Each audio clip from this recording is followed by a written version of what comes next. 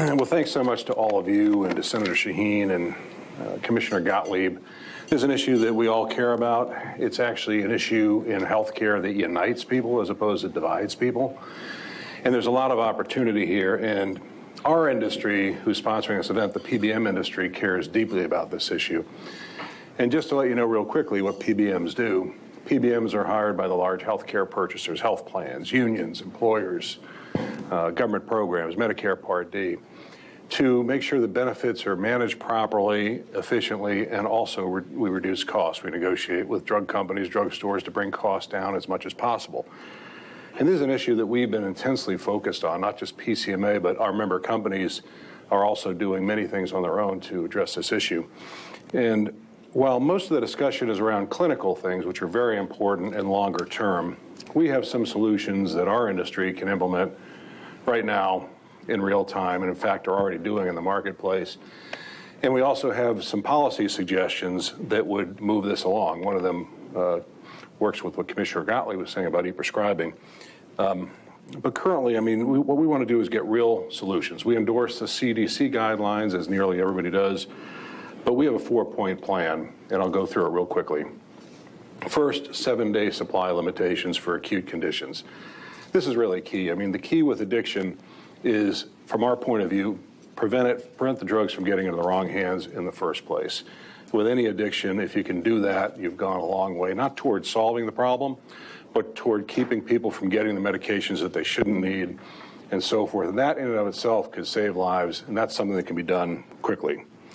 Second, we can use claims data. We have billions of claims to identify the 3 core groups of people who are involved in opioid abuse. At-risk patients, outlier prescribers who either don't know what's going on or have bizarre prescribing patterns of prescribing too much of these drugs to too many people or the wrong people. And then finally, the outlier pharmacies where people pick up these medications, so the so-called pill mills. There aren't many of them. Vast majority of pharmacies are great pharmacies. Vast majority of prescribers are great prescribers. But you can solve a huge amount of the problem just by getting out of your network those prescribers that do have problems, those pharmacies that are a problem. Third thing that we can do is require e-prescribing for controlled substances. Commissioner Gottlieb alluded to this, and there is a bill right now in Congress, the Every Prescription Conveyed Securely Act, bipartisan bill by Catherine Clark in Massachusetts and Mark Wayne Mullen in Oklahoma, that would do this. The beauty of e-prescribing and the way that it solves the problem is pretty simple. The challenge with opioid abuse is largely that a person gets a script, in old days, gets a written script, and then goes around to different pharmacies and gets it filled, or gets a number, tries to fill them at a number of different pharmacies. If we can identify the at-risk patients, which we can, let the prescriber know that, hey, here's a person who has tried to fill the same kinds of scripts at multiple pharmacies, multiple docs, or has other warning signs. And we can let the prescriber know that. And then you mix that with the prescriber electronically prescribing this to the drugstore and to a particular drugstore, so there's no written script anywhere. Then we know, the prescriber knows, and the pharmacy knows exactly who's getting what script and why. They're not just being handed a piece of paper that they didn't know what they got from anywhere. They know they're getting a legitimate script from a legitimate provider to a legitimate pharmacy. And that in itself could solve a lot of the problems, not just with people who have addictions, but also with diversion and other fraudulent behavior, because often part of the problem is that people do get these drugs illicitly and then resell them, as you know, in the black market.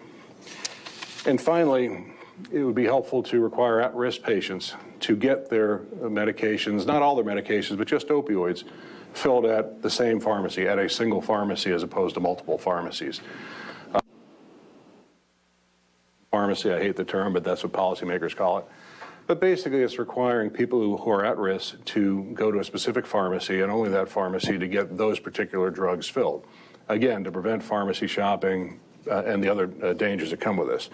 So just to close, there are common sense solutions. We come at it from a different perspective because although we have a lot of clinical capabilities, most of the clinical answers here are things that can be done through other groups. What we can offer is real-world help, real-time help, identifying where the problems are and nipping those problems at the bud. thank you very much for coming. We're really proud to be sponsoring this today. Really happy that everybody's come out here. I'd like to thank all the panelists who are about to speak too. It's very interesting. So thank you very much.